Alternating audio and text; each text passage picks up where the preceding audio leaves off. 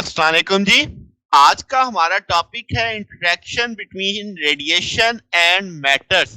अब हम जानते हैं कि अल्फा पार्टिकल, बीटा पार्टिकल और गामा इंटरेक्ट कर सकते हैं मैटर्स के साथ।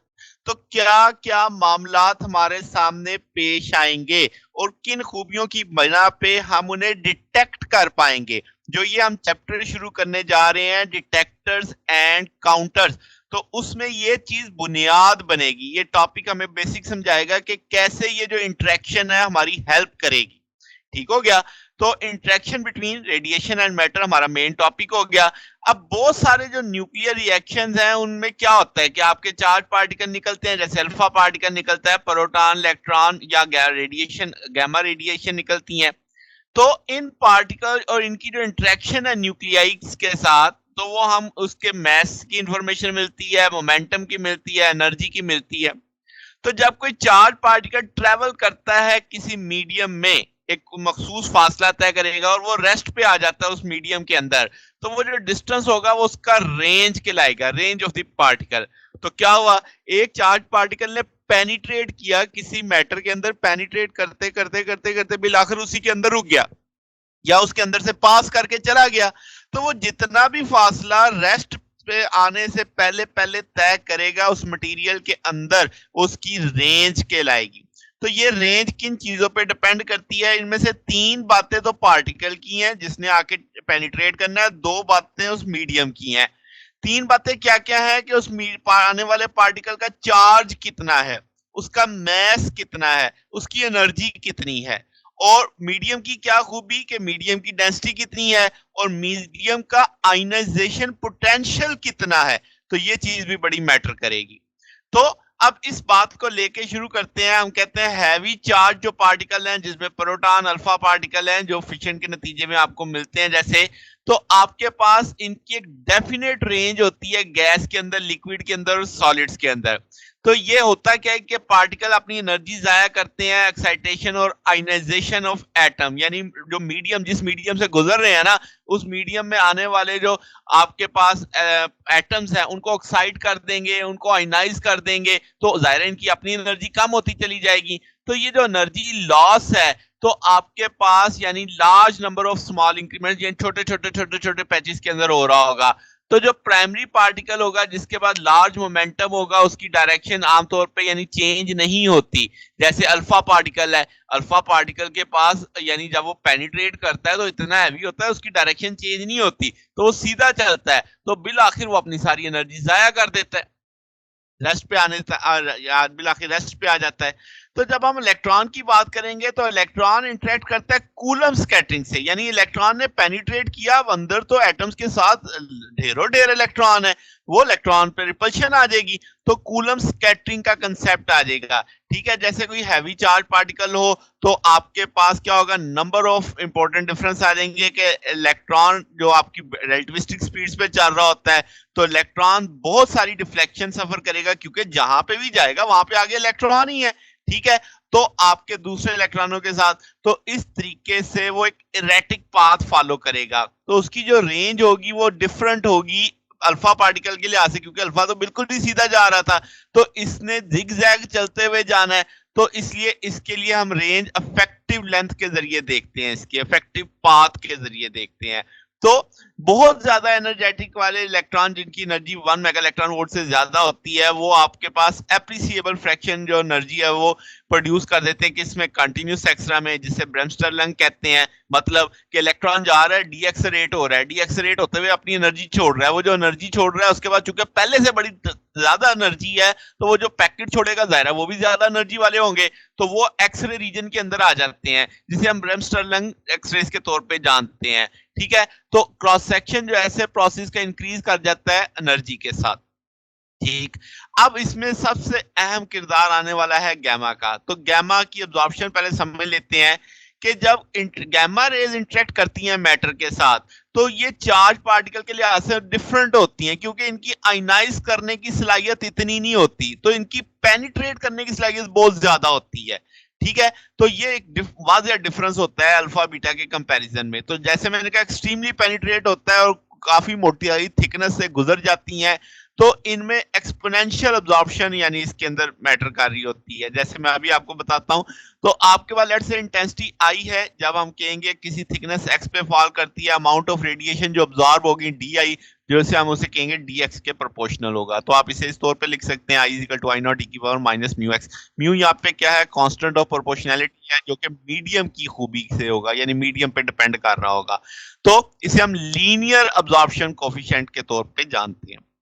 अब होता क्या है कि लो एनर्जी के ऊपर जब गैमा रे एक थोड़ी एनर्जी वाला है, तो तीन बड़े मामला पेश आते हैं। तो गैमा रे या अब्जॉर्ब हो जाता है मैटर के साथ, ठीक है। तो वो तीन छोटे मामला क्या है, यानी जब गैमा फोटॉन की एनर्जी थोड़ी होगी तो वो फोटो इलेक्ट्रिक इफेक्ट करेगा, उससे थोड़ी सी ज्यादा एनर्जी होगी तो वो आपके पास कॉम्पटन इफेक्ट करेगा, उससे ज्यादा एनर्जी होगी तो पेयर प्रोडक्शन करेगा। तो ये तीनों मामला देखते हैं।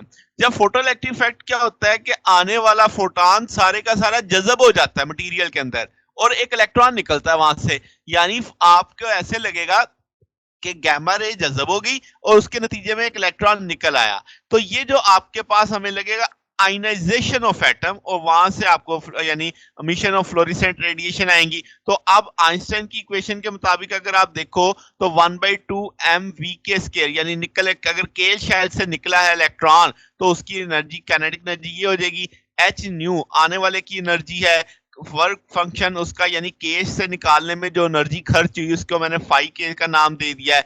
अगर आपने एल से निकाला इलेक्ट्रॉन तो 1/2 m वी एल स्केयर आ जाएगा, यानी एल शेल से निकलने वाले इलेक्ट्रॉन की एनर्जी काइनेटिक एनर्जी, आने वाला फोटॉन माइनस वर्क फंक्शन जो एल शेल से निकालने के लिए एनर्जी खर्च हुई। ठीक है, ये सारी चीजें मैंने लिख दी कि आपके पास ये जो इलेक्ट्रॉन निकलेगा उसके लिए लफ्ज यूज होता है फोटो इलेक्ट्रॉन। अब आपके पास पेयर प्रोडक्शन में क्या होता है, इसमें होता है ये है कि आने वाला फोटॉन फिर गायब हो गया, मगर अब वहां से दो चीजें निकली, इलेक्ट्रॉन और पॉजिट्रॉन। पिछले में pair production photo electric effect में क्या होता है, सिर्फ इलेक्ट्रॉन निकला था। अब आपके पास इस पेयर प्रोडक्शन होने के लिए हाई एनर्जी आपके पास यानी फोटॉन चाहिए, तो या गैमा रेज जानी चाहिए आपको। तो ये प्रोसेस सिर्फ तभी होता है जब आपके फोटॉन की एनर्जी 2m0c² से हो जाए, तकरीबन 1.02 मेगा इलेक्ट्रॉन वोल्ट बनते हैं, यानी 1.02 मेगा इलेक्ट्रॉन वोल्ट से ज्यादा एनर्जी अगर होगी तभी पेयर प्रोडक्शन होगी। तो पेयर प्रोडक्शन किसी फ्री स्पेस में नहीं हो सकती, इसके लिए आपको एक न्यूक्लियर फील्ड की जरूरत होती है। तो वो न्यूक्लियस रिकॉइल करता है इस प्रोसेस में, यानी मोमेंटम कंजर्व रहता है, जो पार्टिकल जनरेट होता है वो एक दूसरे के अपोजिट जाने की कोशिश करते हैं। तो जो काइनेटिक एनर्जी होती है वो न्यूक्लियस जो कि हैवी होता है उसकी इंतहाई स्मॉल होती है, क्योंकि आने इलेक्ट्रॉन के मैस के लिहाज से। तो फोटॉन एनर्जी अगर आपकी 2m0c² से ज्यादा होगी तो वो जो इलेक्ट्रॉन और पॉजिट्रॉन बनेंगे वो उनकी क्या बन जाएगी, काइनेटिक एनर्जी बन जाएगी। अब अगर हम कॉम्पटन इफेक्ट की बात करें तो ये एक स्कैटरिंग आपको लगेगी कि जिसमें आपके पास क्या हो रहा है कि जनाब वो जो फोटॉन है वो इंपार्ट कर रहा है एनर्जी, उसके नतीजे में बचा खुचा फोटॉन भी बाहर निकलेगा और इलेक्ट्रॉन भी निकलेगा। तो अगर आप यहां से इस तस्वीर को समझे तो बड़ा अच्छे तरीके से याद रह सकता है, ये फोटॉन आया, इस स्कैटर होकर चला गया, ठीक है। अब फोटो इलेक्ट्रिक इफेक्ट में क्या आया था, फोटॉन गैमा रे आई, जज्ब होगी, नतीजे में इलेक्ट्रॉन निकला। कॉम्पटन में क्या हुआ, गैमा रे आई, थोड़ी पहले उसकी एनर्जी ज्यादा थी, टक्कर खाने के बाद गैमा की एनर्जी कम होगी, साथ में इलेक्ट्रॉन निकला। अब पेयर प्रोडक्शन में देखो कि गैमा फिर जज्ब हो गई, अब आपके पास इलेक्ट्रॉन और पॉजिट्रॉन निकल रहे हैं उस जगह पे, ठीक होगी बात। तो अब इसमें क्या होता है कॉम्पटन इफेक्ट में कि फोटॉन जो स्ट्राइक करता है एक इलेक्ट्रॉन, जिसे हम रेस्ट पे मानेंगे। इलेक्ट्रॉन को रेस्ट पे क्यों मानेंगे, क्योंकि जो फोटॉन आ रहा है वो स्पीड ऑफ लाइट से आ रहा है, इलेक्ट्रॉन स्पीड ऑफ लाइट से तो नहीं है। तो जब एक बड़ी तेज चीज आ रही हो और उसके सामने अगर कोई चीज मूव कर भी रही हो तो वैसे अगर उसकी टक्कर होगी तो उसके लिए तो वो रेस्ट पे ही मानी जाएगी ना। तो इस लिहाज से हम इलेक्ट्रॉन को मानते हैं कि वो रेस्ट पे है। तो ये जो फोटॉन होगा ये आपके पास डिमिनिश एनर्जी यानी एक स्मॉलर एनर्जी के साथ स्कैटर हो जाएगा, यानी टक्कर खाने के बाद जो फोटॉन की एनर्जी थोड़ी होगी ना तो वो थीटा एंगल पे स्कैटर कर देगा, और जो इंसिडेंट फोटॉन के लिहाज से जो इलेक्ट्रॉन है वो 5 डिग्री के साथ आपका रिकॉइल कर देगा, यानी साइड पे निकल जाएगा कहीं। तो जो एनर्जी अब्सॉर्ब होगी कॉम्पटन इलेक्ट्रॉन में वो थोड़ी सी होगी, ठीक है, टोटल एनर्जी के यानी गैमा के लिहाज से जितनी आई थी उसमें से कुछ हिस्सा कॉम्पटन इलेक्ट्रॉन लेकर निकल गया बाहर। तो इस ये बिल्कुल यानी फोटो इलेक्ट्रॉन की तरह यानी आपके साथ मामला है। उसमें तो फोटॉन जो गैमा फोटॉन था सारा ही जज़ब हो गया था ना, इसमें से बच गई एनर्जी क्योंकि आने वाली एनर्जी ज्यादा थी, इलेक्ट्रॉन को निकालने में जितनी खर्च हुई बस वो कम हो गए, बाकी फिर फोटॉन वैसे ही चला गया आगे, थोड़ी एनर्जी वाला फोटॉन। तो अब मैं ग्राफ आपको एक तरह से समझाता हूँ, जो लीनियर अटेन्युएशन कोएफिशिएंट है फोटॉन का, जो हमने लेड में देखा है, ठीक है? तो आने वाले फोटॉन एनर्जी की तरह से, तो जो कंट्रीब्यूशन है लीनियर आपने कोएफिशिएंट पढ़ा है इसका, तो स्कैटरिंग इसमें तीनों में देखेंगे कि फोटो इलेक्ट्रिक इफेक्ट, कॉम्पटन और पेयर प्रोडक्शन के लिहाज से। तो देखो लो एनर्जी पे क्या होता है, फोटो इलेक्ट्रिक इफेक्ट है, तो वो सबसे ज्यादा वही होगा, यानी उसी से एनर्जी आपके पास ज्यादा उसमें लॉस आएगी। तो आपके पास जो फोटो इलेक्ट्रिक इफेक्ट है जिससे एनर्जी बढ़ती जाएगी, फोटो इलेक्ट्रिक इफेक्ट के होने के चांसेस कम होते चले जाएंगे। आप देख सकते हैं ये लाइन कि जब थोड़ी एनर्जी थी तो फोटो इलेक्ट्रिक इफेक्ट के होने के चांसेस ज्यादा थे, ठीक है? और जैसे एनर्जी बढ़ी तो उसके चांसेस कम हो गए। फिर आपके पास लाइटर एलिमेंट्स में कॉम्पटन स्कैटरिंग डोमिनेट कर जाती है। फिर आप देख सकते हो कि ये कॉम्पटन स्कैटरिंग का भी टूल वैसा ही है, मगर जब एनर्जी बढ़ी तो उसके होने के चांसेस ज्यादा हो गए। और पेयर प्रोडक्शन देखो तो आप बहुत ही ज्यादा है कि जैसे जैसे एनर्जी बढ़ रही है तो पेयर प्रोडक्शन होने के चांसेस ही सबसे ज्यादा आ रहे हैं। तो ये जना हमारे पास आज का टॉपिक था। अगर आपको इसमें कोई बात पूछनी हो, डाउट हो, तो नीचे कमेंट्स में पूछ सकते हैं। वीडियो अच्छी लगी हो तो वीडियो को लाइक कीजिएगा, दोस्तों के साथ शेयर कीजिएगा, चैनल को सब्सक्राइब कर दीजिएगा। अब तक के लिए इतना ही, बकिया इंशाल्लाह फिर नेक्स्ट देखेंगे। ओके, अल्लाह हाफिज।